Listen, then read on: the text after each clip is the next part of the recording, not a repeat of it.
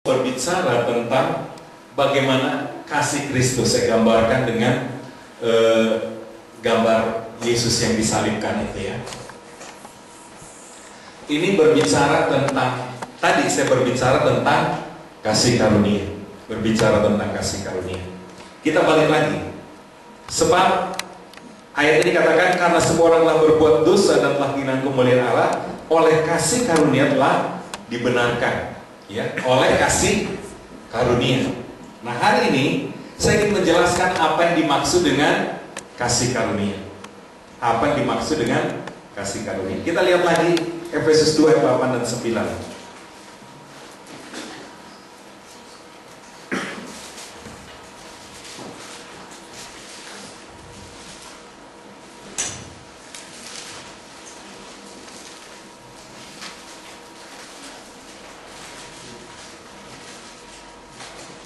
Ini sama sebenarnya dengan tadi Roma pasal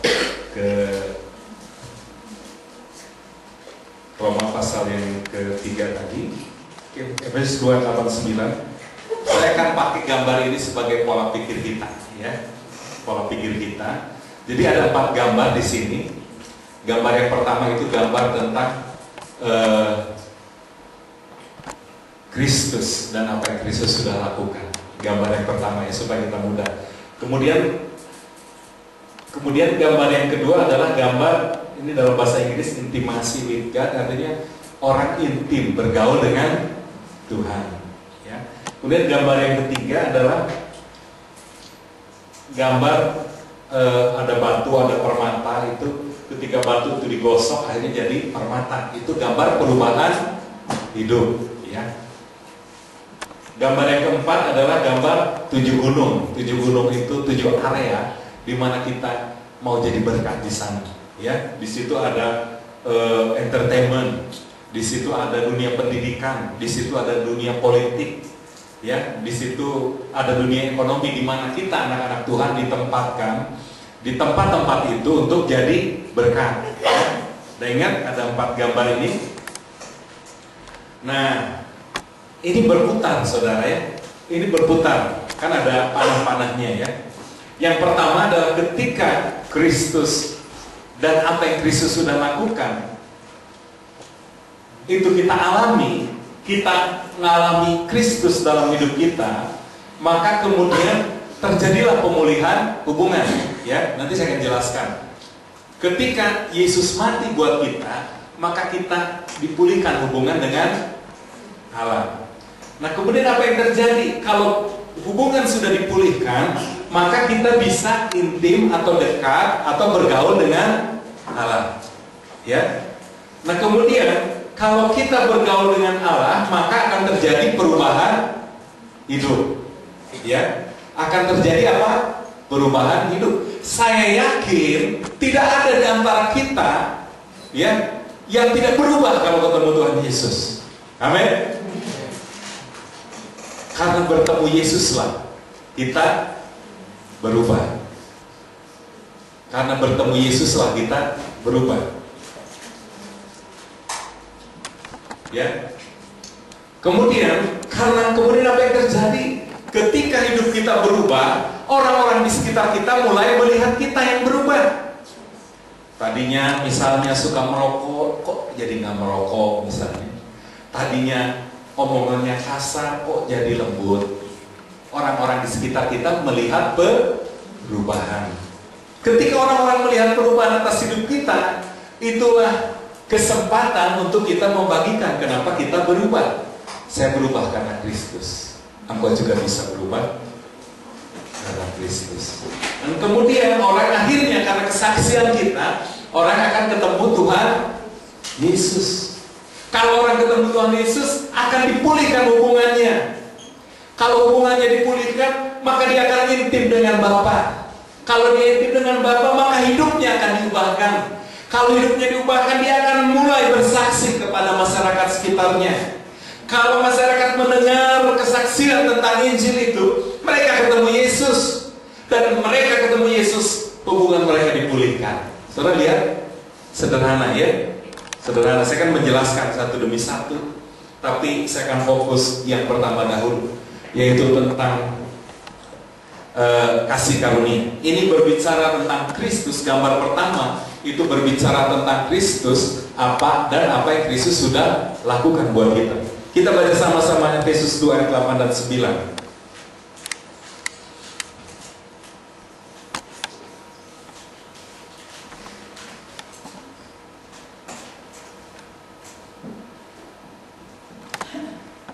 Kita baca 3, 2, 1. Sebab karena kasih karunia kamu diselamatkan oleh iman. Itu bukan hasil usahamu, tetapi pemberian Allah. Itu bukan hasil pekerjaanmu. Jangan ada orang yang memegahkan diri. Sebab karena kasih karunia kamu diselamatkan oleh iman. Itu bukan hasil usahamu. Itu bukan hasil pekerjaanmu. Jangan ada orang yang memegahkan diri. Tadi gambar yang pertama berbicara tentang Kristus dan apa yang Kristus sudah lakukan buat kita. Dia mati untuk menebus kita, dan dia bangkit untuk membenarkan kita. Dia mati untuk menebus dosa kita, dia bangkit untuk membenarkan kita. Roma pasal yang ke-3-4 tadi dikatakan kita dibenarkan. Ya, saya ingin menjelaskan ini buat kita semuanya. Sebab karena kasih karunia adalah Kristus sendiri. Sebab karena Kristus kamu sudah diselamatkan oleh iman. Itu bukan hasil usahamu, itu bukan hasil pekerjaanmu. Kita semuanya hari ini diselamatkan. Tidak ada seorang pun yang bisa menyelamatkan dirinya, betul ya? Tidak ada seorang pun yang sanggup menyelamatkan dirinya, kecuali Allah sendiri yang menyelamatkan dia. Ya, karena begitu kudusnya surga, tidak ada yang bisa masuk surga sebenarnya. Tidak ada satu orang pun yang bisa masuk surga. Tidak ada seorang pun. Tetapi Allah yang penuh rahmat itu, Dialah yang menguduskan kita semuanya. Melalui pengorbanan Yesus, kita hari ini dikuduskan dan bisa masuk surga. Saudaraku, betapa ajaibnya kasih karunia Tuhan.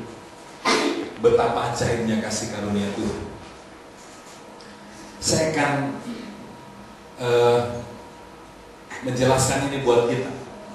Bulan lalu kalau saya pernah menjelaskan ya, kisah Van der Broek, ya, masih ingat nenek-nenek yang mengangkat mengangkat orang yang membunuh suami dan anaknya menjadi anaknya, masih ingat ya? Itu gambaran kasih karunia, di mana orang itu tidak layak sebenarnya diampuni. Orang itu tidak layak diselamatkan, tetapi karena kasih karunia, maka kemudian si nenek itu bukan hanya mengampuni Van der Broek yang jahat itu, tetapi dia kemudian mengangkat menjadi anak. Itulah juga yang dikerjakan oleh Yesus Kristus 2000 tahun yang lalu. Dia mati menggantikan kita semuanya, supaya hari ini kita dijadikan kebenaran Allah dalam Kristus Yesus. Sebab karena kasih karunia, saya percaya tidak ada seorang pun di tempat ini yang bisa masuk surga tanpa kasih karunia. Bahkan di seluruh bumi tidak ada seorang pun. Ya, saudaraku, banyak orang hari-hari ini, apalagi ini bulan di mana orang ingin beribadah gitu ya. Orang sebagian besar, hampir semua agama-agama di bumi ini, ya, saya ingin membedakannya. Kekristenan, kita sebagai orang percaya itu diselamatkan karena kasih karunia. Cuma-cuma, kata Roma pasal yang ke-3 tadi, kamu diselamatkan, dibenarkan dengan cuma-cuma. Tapi perhatikanlah, di luar sana mereka mencoba berusaha berbuat baik supaya diterima oleh Tuhan. Agama di seluruh dunia ini selalu berbicara tentang berbuat baik supaya diterima oleh Tuhan. Melakukan kebaikan supaya Allah menerima dia dan memberkati dia. Saudara hafal, kalau saya katakan semua agama di dunia banyak berbicara tentang lakukanlah hal yang baik, apalagi di waktu-waktu tertentu seperti bulan-bulan ini, gitu ya. Pahalanya lebih banyak. Jadi kalau orang melakukan sesuatu yang baik akan dapat balasan. Orang-orang agama yang lain, misalnya agama Hindu, itu berbicara hal yang sama. Kalau kamu berbuat baik, kamu dapat karma yang baik. Benar? Ada hukum karma. Agama Konghucu, agama Buddha berbicara hal yang sama. Lakukan yang baik supaya orang baik kepadamu. Lakukan yang baik supaya suatu kali engkau kelak dilahirkan kembali, katanya ya, menjadi lebih baik lagi. Kalau kamu berbuat jahat, nanti kamu di masa yang akan datang lahir mungkin jadi tikus, gitu ya. Saudara, itu juga yang diajarkan kitab Taurat. Kalau kitab Taurat itu apa? Kalau engkau baik, engkau diberkati. Kalau engkau tidak baik, engkau dikutuk. Oleh karena itu dikatakan hukum, kutuk dan berkat. Ya. Supaya kita punya gambaran bahwa yang dimaksud Taurat itu bukan hanya apa yang ditulis oleh kitab-kitab Musa, tetapi prinsip Taurat itu kadang-kadang kita percaya juga, yaitu kita berbuat baik supaya ada balasan kebaikan. Itu Taurat. Dan banyak orang berusaha berbuat baik dan mereka selalu mengalami kegagalan. Taurat memang menjelaskan seperti itu. Taurat itu begitu sempurnanya sehingga tidak ada satu orang pun yang bisa memenuhi. Alkitab katakan, kalau kamu melakukan 9 hukum atau 9 perintah Allah itu dan kamu tidak melakukan 1 dari 10 itu, kamu sebenarnya sudah gagal melakukan semua. Jadi kita harus melakukan 10 hukum itu kalau di bawah hukum Taurat. Dan ditambahkan lagi oleh Tuhan Yesus, Taurat itu seperti ini. Kalau kamu, bukan oleh Tuhan Yesus, ini kitab Yakobus. Kalau kamu tahu berbuat dosa, dosa itu bukan hanya kita melanggar firman Tuhan, tapi juga kalau tahu itu baik, kita tidak lakukan, itu juga adalah dosa. Saudaraku, di bawah Taurat tidak ada seorang pun yang bisa selamat. Kenapa? Karena Taurat itu begitu kudus dan sempurna, sehingga orang harus bertemu Tuhan Yesus baru dia diselamatkan. Seorang berbicara seperti ini, dia seorang guru ya bilang sama seorang muridnya bahwa kalau diselamatkan itu harus sempurna, harus melakukan semua hukum itu, kemudian nggak boleh ada sedikit pun cacat dalam hidup. Terus orang itu bilang, murid-murid bilang, nggak, kalau gitu nggak mungkin dong ada orang yang selamat. Benar nggak? Ya. Kan tadi dijelaskan kalau orang melakukan 9 dan 1 saja tidak dilakukan, dia sudah dianggap tidak melakukan 10-10. Dan kalau orang tahu berbuat baik tapi tidak melakukan yang baik, itu juga sudah melakukan dosa. Jadi dosa itu bukan hanya melakukan yang buruk, tidak melakukan yang baik juga dosa. Saudara lihat betapa sempurna. Akibatnya apa? Ketika ditanyakan kepada murid-muridnya, Pak, kalau gitu gak ada dong bisa masuk ke surga. Benar, kata guru, gak ada dong yang bisa masuk ke surga kecuali karena anugerah. Murid-murid itu bilang gitu. Ya, itu jawaban yang tepat. Gak ada yang bisa diselamatkan kecuali menerima kasih karunia, pemberian Allah yang cuma-cuma. Ya, saudara, kita diselamatkan tadi sebab karena kasih karunia kamu diselamatkan oleh iman. Nah, lalu tujuan apa Yesus menyelamatkan kita? Tujuan apa Yesus menyelamatkan kita? Yesus menyelamatkan kita supaya kita dipulihkan Ya, kan di gambar itu dituliskan pemulihan hubungan. Dosa membuat kita terpisah dari Allah. Dosa membuat kita terpisah selama-lamanya dari Allah. Dosa membuat kita tidak lagi punya hubungan dengan Allah. Ya, yang memisahkan aku dengan kamu, kata kitab Yesaya, adalah dosamu. Saudara, Allah itu kudus, Allah itu sempurna, dan tidak mungkin sedikit kesalahan apapun dalam hidupmu itu membuat dia bisa bersekutu dengan kita. Tidak ada satupun yang bisa bersekutu dengan Allah kalau ada sedikit saja kecacatan atau dosa dalam hidup. Benar ya? Benar ya?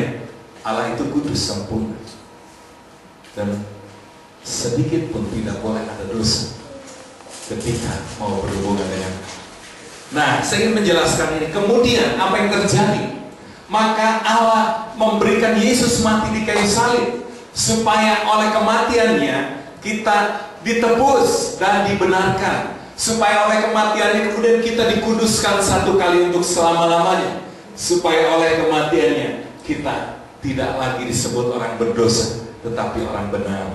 Ya, jadi tujuan Allah menyelamatkan saudara dan saya adalah supaya kita boleh kembali bersekutu dengan Allah. Ingat itu, tujuan Allah menyelamatkan saudara dan saya itu bukan supaya masuk surga saja, tetapi supaya kita boleh kembali bergaul, bersekutu dengan Allah. Itulah tujuan Allah. Ya, tadi di awal saya sudah jelaskan, kehilangan kemuliaan Allah berarti terpisah dari Allah. Ketika saudara dan saya diselamatkan, maka kemuliaan itu dipulihkan. Artinya hari ini saudara dan saya boleh bersekutu dengan Allah selama-lamanya. Kita boleh bersekutu dengan Allah selama-lamanya. Buktinya apa? Namun aku hidup, tetapi bukan lagi aku sendiri yang hidup, melainkan Kristus yang hidup di dalam aku. Dia tinggal di dalam kita. Kenapa Yesus yang kudus itu bisa tinggal di dalam kita? Kenapa Roh Allah yang kudus itu bisa tinggal di dalam kita? Karena Yesus sudah mengampuni saudara. Saudara dan saya sudah dikuduskan sekali untuk selama-lamanya. Itulah yang membuat Allah hari ini tinggal di dalam engkau, dan engkau boleh bersekutu dengan Dia selama-lamanya. Jadi di gambar ini tujuan Allah menyelamatkan saudara adalah supaya saudara dipulihkan hubungannya dengan Allah. Ngerti ya prinsipnya? Supaya saudara dan saya hari ini dipulihkan hubungannya. Dulunya apa saudara? Dulunya kita musuh Allah. Kita lihat ayatnya. Dari Kolose pasal yang ke-1.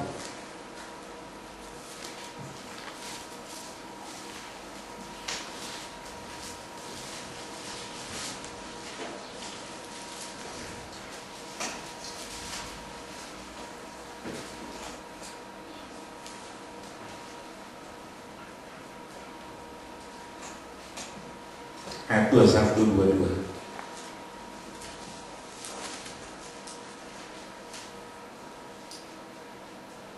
Saya bacakan buat kita. Kolose pasal 1 ayat 21. Juga kamu yang dahulu hidup jauh dari Allah, ya.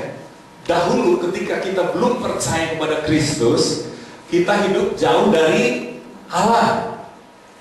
Dan apa katanya? Bukan hanya jauh dari Allah, kemudian kita juga yang memusuhinya dalam hati dan pikiran, seperti yang nyata dari perbuatan-perbuatanmu yang jahat. Ini masa lalu kita. Dulu kita hidup jauh terpisah dari Allah, dan bukan hanya terpisah dari Allah, Alkitab mencatat kita juga memusuhi Allah.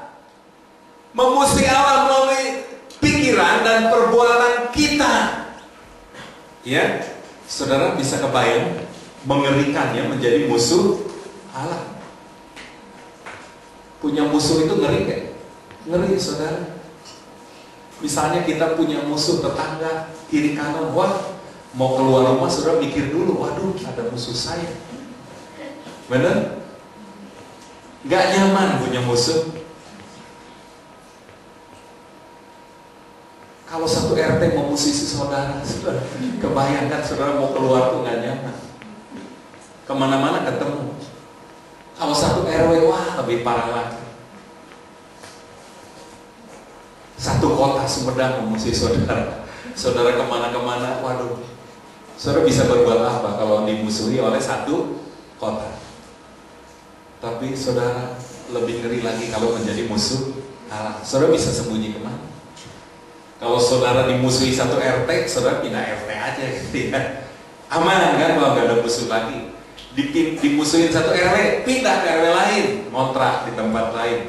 Dimusuhi satu kota Sumedang, pindah saudara ke Bandung. Bisa lari saudara ya. Dimusuhi satu Indonesia gitu kan, ada musuh bangsa karena politik. Saudara tinggal minta suaka ke Amerika Serikat, bebas.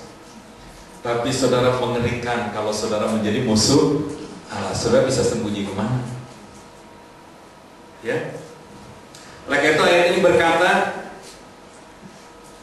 ayat yang sekarang, ayat 22, sekarang diperdamaikannya di dalam tubuh jasmani Kristus oleh kematiannya, untuk menempatkan kamu kudus dan tak bercela dan tak bercacat di hadapannya. Saudaraku, oleh kematian Yesus, oleh karena kasih karunia. Kasih karunia-Nya itu apa saudara? Kasih karunia itu adalah pemberian yang luar biasa kepada orang-orang yang tidak layak menerimanya. Ya, kasih karunia berbicara tentang pemberian yang cuma-cuma orang bagi orang yang tidak layak menerimanya. Van der Broek contohnya ya. Masih ingat Van der Broek? Dia tidak layak, dia membunuh suami dan anak dari nenek yang penuh kasih itu. Tapi kemudian Van der Broek bukan hanya diampuni, kemudian dijadikan anak. Tidak pantas, tidak layak, tapi dia menerima cuma-cuma. Itulah kasih karunia. Lihat, oleh karena kematian Yesus, maka kita diperdamaikannya. Saudara, sekarang saudara dan saya bukan dahulu dikatakan jauh terpisah dari Allah. Oleh kematian Yesus sekarang diperdamaikannya. Artinya kita boleh berhubungan lagi dengan Allah. Dan bukan hanya boleh berhubungan dengan Allah. Alkitab katakan kita ditempatkan seperti apa? Ayat 22. Sekarang diperdamaikannya dalam tubuh jasmani Kristus oleh kematiannya, untuk menempatkan kamu kudus dan tak bercela dan tak bercacat di hadapannya. Inilah keajaiban kasih karunia. Inilah kuasa yang terjadi. Inilah mujizat yang dahsyat. Ketika saya dan saudara percaya kepada Yesus, maka ada sesuatu yang luar biasa terjadi di dalam roh saudara. Saudara dan saya menjadi orang-orang yang tak bercela, menjadi orang-orang yang tak bercacat, orang-orang yang kudus di hadapan Allah. Inilah mujizat oleh karena kematian Yesus di kayu salib. Saudara diperdamaikan, saudara dibuatnya menjadi kudus, tak bercela dan tak bercacat. Amin. Hari ini kita semuanya di hadapan Allah adalah orang-orang yang kudus, orang-orang yang tak bercela, orang-orang yang tak bercacat di hadapan Allah. Walaupun di hadapan suami istri masih banyak kekurangan, di hadapan teman-teman, pemimpin PA, pemimpin, kita mungkin masih banyak kekurangan, tapi jangan takut. Di hadapan Allah, saudara dan saya adalah orang yang kudus, orang yang tak bercela, orang yang tak bercacat. Oleh karena itu hari ini engkau dan saya layak selalu diberkati. Amin. Engkau diberkati bukan karena apa yang kau buat, tapi apa yang Yesus sudah buat. Engkau sudah kudus, tak bercela dan tak bercacat. Itulah yang membuat berkat itu datang kepada hidup kita. Bukan karena perbuatan kita lagi, tapi karena perbuatan Yesus 2000 tahun yang lalu menempatkan engkau kudus, tak bercela dan tak bercacat.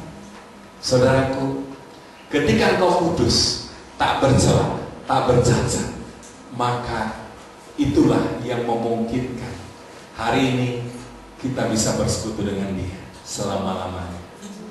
Bukan untuk 1 hari, 2 hari, 40 hari, 1 bulan, 3 bulan, tapi Dia menyertai engkau selama-lamanya.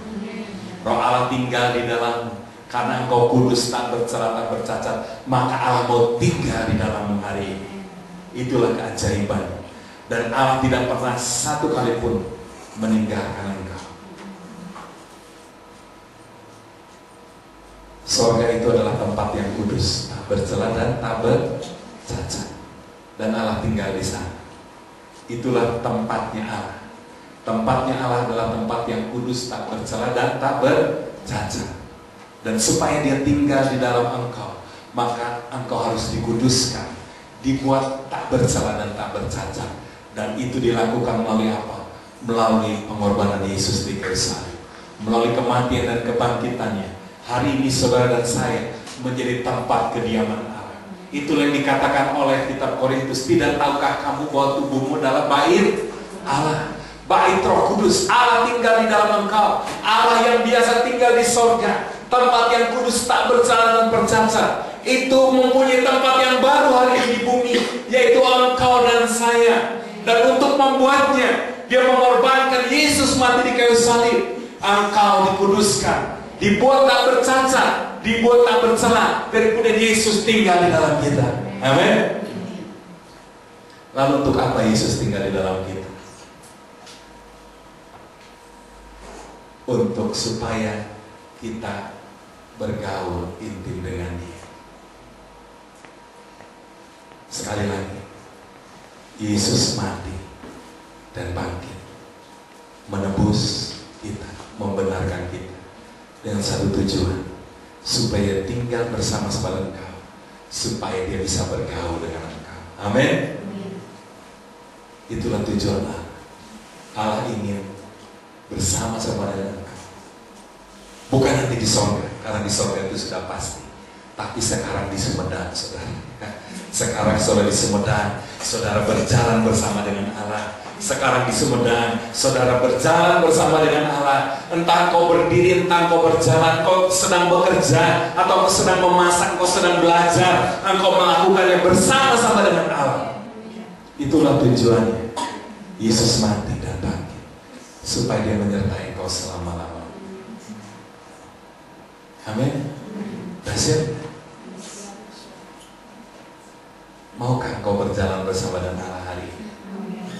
Bukan 40 hari, saudara. Bukan 3 bulan.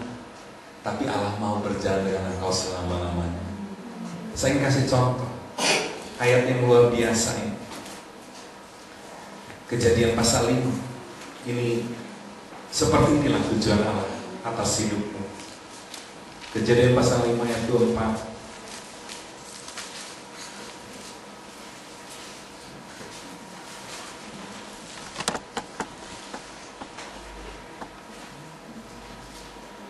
Dikatakan seperti ayat, kalau gitu kita lihat ayat yang kedua-duanya ya. Saya suka bagikan ayat 24. Ayat 24 dikatakan Henok hidup bergaul dengan Allah. Tapi saya mulai dengan ayat 22. Kejadian pasal 5 ayat 22. Dan Henok hidup bergaul dengan Allah selama 300 tahun lagi. Berarti sebelum 300 tahun itu dia sudah bergaul dengan Allah. Dan kemudian dilanjutkan lagi 300 tahun lagi, kemudian dia bergaul dengan Allah. Ini berbicara tentang waktu demi waktu dia bergaul dengan Allah. Kemudian setelah ia memperanakan Metusalah dan ia memperanakan anak laki-laki dan perempuan, jadi Henok mencapai umur 365 tahun. Saudara lihat, 300 tahunnya berjalan bergaul dengan Allah. Bahkan sebelumnya dia juga sudah bergaul dengan Allah. Kemudian ayat 24, apa akibatnya saudara? Dan Henok hidup bergaul dengan Allah, lalu ia tidak ada lagi sebab ia telah diangkat oleh Allah. Mujizat terjadi. Kalau kau hidup bergaul dengan Allah, mujizat terjadi. Saudara lihat Henok berapa tahun? Dicatat oleh 22 selama 300 tahun lagi. Saudara, umur saudara berapa? Saya rindu setiap kita itu disebut seperti Henok. Dan Saul hidup bergaul dengan Allah selama 40 tahun lagi. Kenapa Allah catat 300 tahun? Saya yakin Allah tidak pernah salah mencatat, saudara. Kalau kita bisa salah catat. Makan tahu 3, pas bayar saya 2 Bu. Lupa berapa tadi yang saya makan. Waktu SMA gitu, waktu sekolah. Kan ramai belanja dulu makan tahu. Wah saya lupa padahal udah makan 3, 4 gitu. Bu saya 2. Ya. Tapi Allah gak pernah salah catat. Kalau Henok dicatat dia bergaul 300 tahun, memang dia bergaul. Berarti tiap hari dia bergaul, berarti tiap jam dia bergaul, dia bersama-sama dengan Allah. Hari ini, itulah yang Allah rindukan daripadamu. Allah ingin berjalan bersama denganmu. Saudara, Henok diangkat oleh Allah, mengalami mukjizat.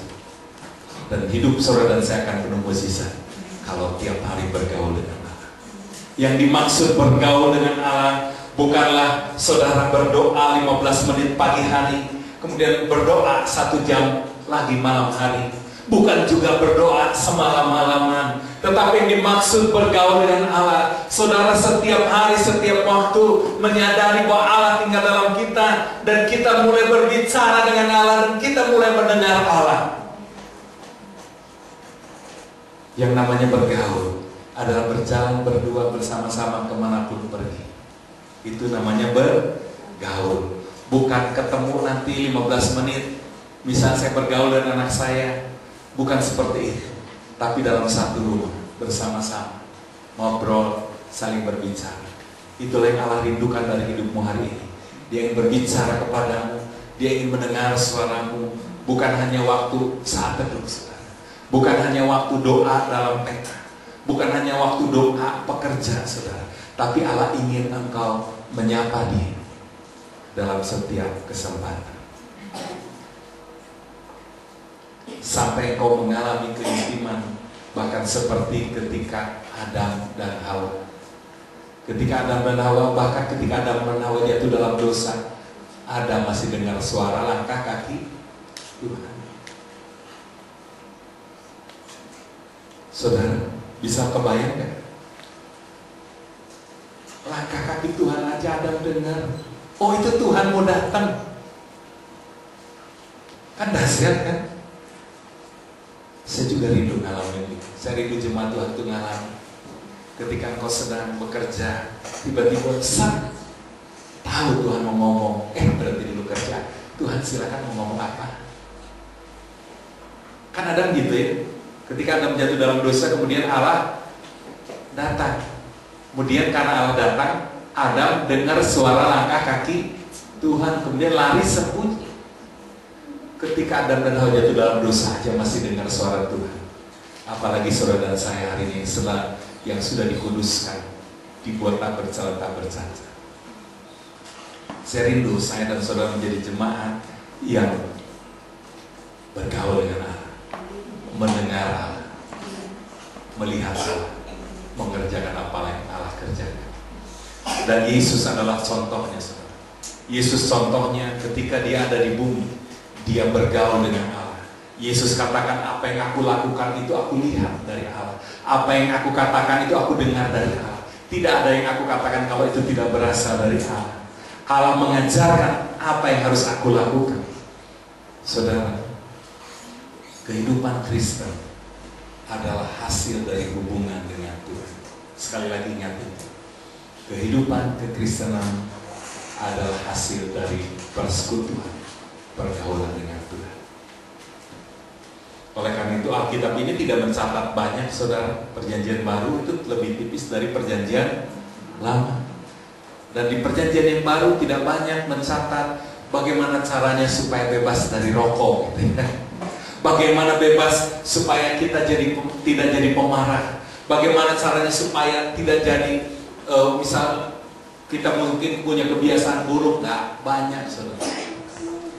Yesus hanya kasih pesan ini, tinggallah di dalam aku. Kalau kau bersekutu dengan Allah, engkau tahu apa yang harus engkau buat. Kalau kau bergaul dengan Allah, kebiasaan buruk apapun engkau bisa tahan. Tidak ada caranya saudara bisa bebas dari hutang gitu ya. Tidak ada caranya gimana saudara supaya jadi orang yang rajin. Tidak ada caranya di sini diatur bagaimana saudara supaya langkah-langkahnya supaya saudara bisa bebas dari misalnya punya kebiasaan buruk, pemarah, atau misalnya gampang tersinggung. Nggak ada di sini. Tapi ada satu pesan yang sangat singkat dari Allah melalui Yesus. Tinggallah di dalam aku seperti aku di dalam Bapa. Itu kuncinya. Saudaraku, hari ini kita mau belajar bagaimana mengasihi sesama. Bagaimana mengasihi jiwa-jiwa. Kuncinya di sini. Kalau engkau mengalami kasih Tuhan, maka engkau mulai bisa mengasihi sesama. Saya kasih perbedaannya saudara. Kalau di kitab Taurat, kalau Taurat ini begini, kasihlah Tuhan Allahmu dengan segenap hatimu, dengan segenap jiwamu, dan dengan segenap kekuatanmu. Dan kasihlah sesamamu manusia seperti kamu mengasihi diri sendiri. Itu Taurat. Tapi kalau dalam perjanjian yang baru, itu sangat berbeda. Sekali lagi, yang saya sampaikan tadi itu adalah Taurat. Kita diminta mengasihi Tuhan dengan segenap hati, dengan segenap kekuatan, dengan segenap jiwa. Dan kasih itu dilakukan juga kepada sesama kita seperti kita mengasihi diri sendiri. Kita aja sering gagal mengasihi diri sendiri ya. Bagaimana kita bisa mungkin mengasihi orang lain, apalagi mengasihi Allah? Tidak mungkin kita bisa mengasihi Allah. Itulah kudusnya hukum Taurat. Kita diminta mengasihi Tuhan Allah kita. Nah lalu, apa yang dikatakan oleh Alkitab tentang bagaimana kita mengasihi? Kita lihat 1 Yohanes 4 ayat 10.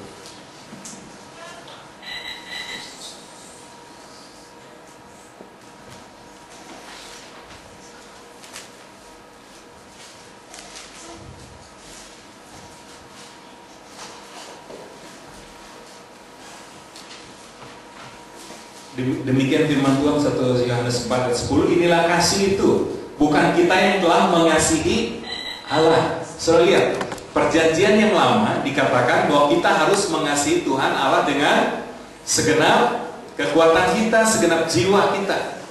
Tetapi inilah kasih Allah, kata 1 Yohanes 4. Bukan kita yang telah mengasihi Allah, tetapi Allah yang telah mengasihi kita dan yang telah mengutus anaknya sebagai pendamaian bagi dosa kita. Saudara lihat, kalau Taurat, kita yang harus mengasihi Allah, kita harus mengasihi sesama. Tapi kalau perjanjian yang baru, di dalam perjanjian kasih karunia, Alkitab katanya inilah kasih, yaitu Allah telah terlebih dahulu mengasihi kita.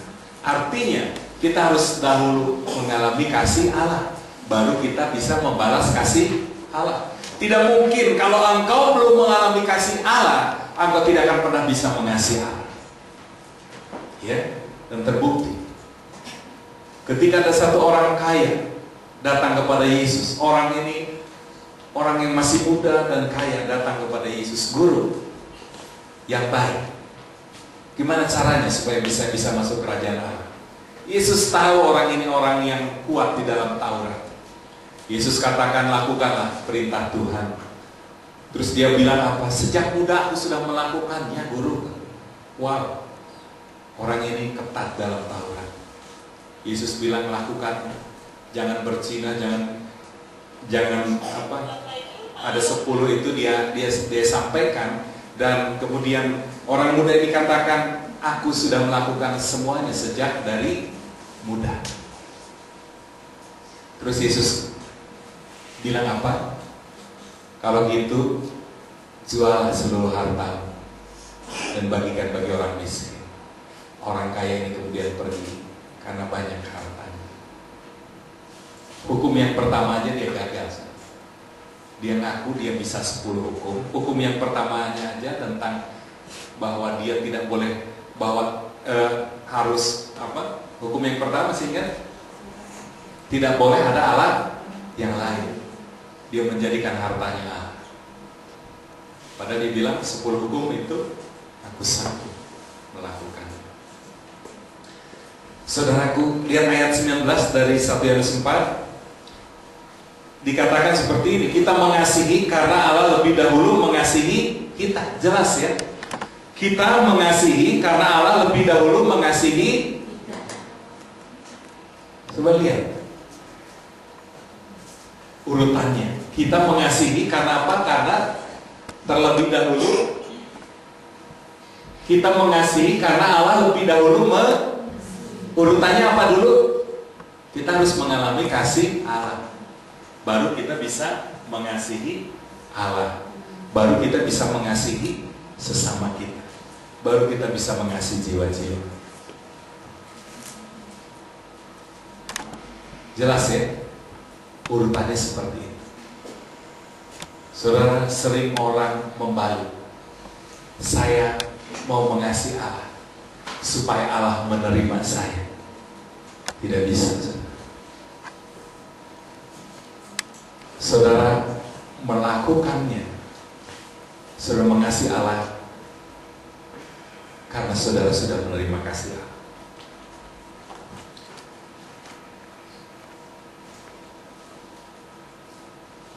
Oleh karena itu di ayat-ayat selanjutnya di 1 Yohanes 4 ini dijelaskan.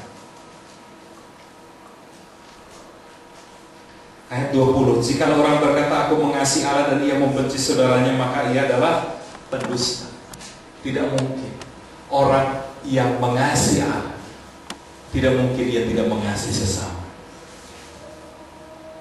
Tidak mungkin dia tidak mengasihi saudara. Ya. Oleh karena itu, ya, barang siapa tidak mengasihi saudara yang dilihatnya, tidak mungkin mengasihi Allah yang tidak dilihatnya. Saudaraku, jadi kuncinya apa? Saudara harus mengalami terus kasih Allah. Kalau saudara tidak mengalami kasih Allah, saudara tidak mungkin mengasihi Allah. Kalau saudara tidak mengalami kasih Allah, tidak mungkin saudara mengasihi saudara-saudaramu. Amin. Jadi kuncinya, kembali ke gambar, kuncinya adalah saudara berhubungan intim dengan Allah. Saudaraku, kehidupan kekristenan itu selalu berbicara tentang hasil dari hubungan. Ingat itu. Makanya tadi saya gambarkan apa? Pemulihan hubungan. Ketika pemulihan hubungan, kita intim dengan Allah. Maka keintiman dengan Allah itulah yang membuat kita berubah. Kita mulai mengasihi orang-orang di sekitar kita. Kita mulai mengasihi saudara-saudara kita seiman. Bahkan kita mulai mengasihi jiwa-jiwa yang terhilang. Tidak mungkin saudara bisa mengasihi jiwa-jiwa yang terhilang kalau saudara tidak pernah mengalami kasih Allah. Mungkin saudara bertanya, kenapa kok ini panahnya bolak-balik kalau yang paling atas, yang lain panahnya searah. Ini panahnya bolak-balik. Artinya, saudara semakin saudara mengenal Allah, saudara semakin intim. Amin. Semakin saudara mengenal kasih Allah, saudara semakin intim, semakin dekat. Kunci untuk intim adalah makin kenal. Kalau saudara tidak kenal, tidak mungkin intim.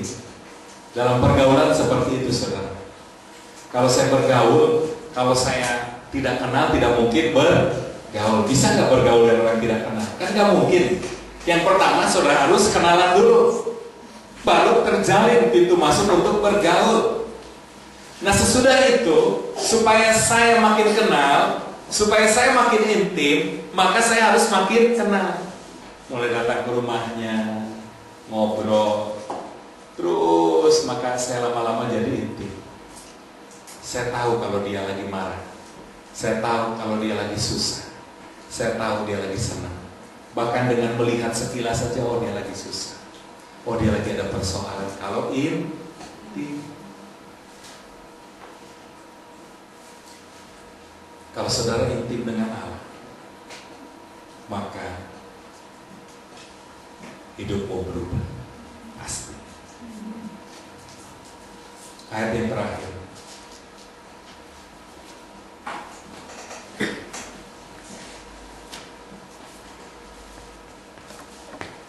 Amsal 13 ayat 20.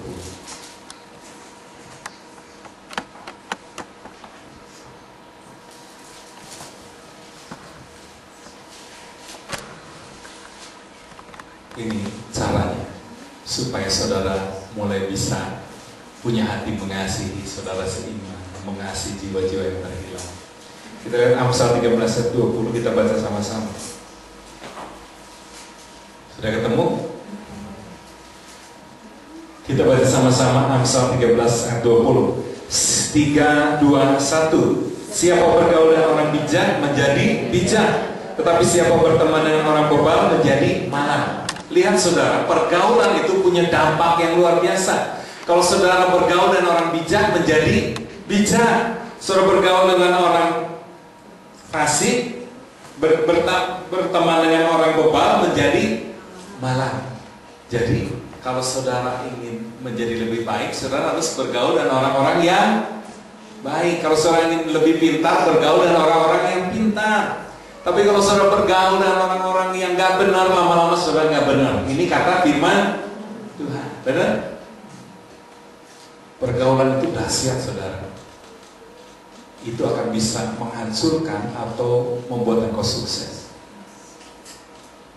Kalau anak-anak kita bergaul dengan orang yang berandalan pakai motor, lama-lama dia ikut berandalan juga. Tapi kalau bergaul dengan anak-anak Tuhan yang mencintai Tuhan, dia akan ikut. Karena pergaulan itu adalah proses saling mempengaruhi. Jadi kalau saudara belum nggak punya panggilan Tuhan untuk melayani orang-orang seperti itu, saudara terjun ke sana, saudara bisa terhilang bersama-sama mereka. Artinya saudara bisa terpengaruh. Tapi kalau saudara punya kekuatan dari Allah yang luar biasa, saudara dipanggil untuk melayani mereka, saudara datang ke sana, saudara bisa mengubah hidup mereka. Siapa bergaul dengan orang bijak menjadi bijak. Siapa bergaul dengan orang pintar menjadi. Siapa bergaul dengan orang rajin menjadi. Siapa yang bergaul dengan orang yang berhikmat akan menjadi. Siapa yang bergaul dengan Allah akan menjadi. Kok nggak dijawab? Sekali lagi, siapa yang bergaul dengan orang pintar akan menjadi. Siapa yang bergaul dengan orang berhikmat akan menjadi. Siapa yang bergaul dengan Allah akan menjadi. Itulah yang terjadi ketika engkau bergaul dengan Allah setiap hari. Maka apa yang berasal dari Allah itu mulai keluar dari hidup. Oleh karena itu saudaraku, banyak orang Kristen tidak mengalami berkat dalam hidupnya, tidak mengalami mujizat dalam hidupnya, sebenarnya karena dia tidak bergaul dengan Allah. Tidak bergaul dengan Allah, sehingga keilahian Allah itu tidak muncul dalam hidupnya. Apa yang disediakan Allah, berkat, kesembuhan, hikmat, itu ada dalam hidupmu bersama dengan Yesus yang ada dalam hidupmu. Tapi itu tidak keluar dalam kehidupan karena kita tidak bergaul. Amin. Sekali lagi, siapa bergaul dengan orang pintar akan menjadi pintar. Siapa bergaul dengan orang bijak akan menjadi bijak. Siapa bergaul dengan Allah akan menjadi seperti Allah. Amin. Allah berkekurangan nggak? Allah berpenyakitnya. Allah penuh kasih. Kalau engkau bergaul dengan Allah, maka kasih Allah itu mulai mengalir dalam hidup. Engkau mulai memandang saudara seiman dengan kasih Allah. Engkau memandang suami dengan atau istri dengan kasih Allah. Engkau memandang tetanggamu yang belum percaya dengan kasih daripada Allah. Karena engkau bergaul dengan Allah. Inilah tujuan Yesus mati di kayu salib, yaitu supaya hari engkau dan saya bergaul dengan Allah, bergaul dengan Allah, bersekutu dengan Dia. Karena itu, mari lebih banyak luangkan waktu untuk bergaul dengan Allah. Bukan hanya waktu doa, saudara. Saudara bisa bergaul dengan Allah ketika engkau bekerja, bisa. Ketika engkau bawa mobil, engkau bisa ngobrol dengan Allah. Bapak, terima kasih. Ramai sekali jalan ya Tuhan ya. Mau penumpang, kau bisa cerita dengan Tuhan. Sambil belajar kau bisa, Tuhan Yesus, ini matematik kok susah sekali. Beri dong aku hikmat. Ketika engkau melewati tempat yang indah, wow Tuhan Yesus, hebat sekali ciptaanmu. Kita sedang memuji menyembah. Ketika ibu-ibu memasak, bisa sambil berbicara dengan Tuhan. Tuhan, terima kasih engkau menciptakan luar biasa masakan. Engkau sambil nyuci, engkau bisa bergaul dengannya. Bergaul dengan Allah itu jangan dibatasi oleh saat teduh pagi. Jangan dibatasi oleh waktu doa malam. Bergaul dengan Allah artinya saudara dan saya berjalan terus-menerus dengan Allah. Sambil saudara jalan ke kantor, saudara bisa ngobrol dengan Allah. Sambil saudara pulang kerja, saudara bisa berbicara dengan Allah. Sambil saudara bawa motor, saudara bisa nyembah Allah, berbicara dengan Allah. Karena Allah itu bukan di tempat yang jauh lagi. Dia ada di dalam kita.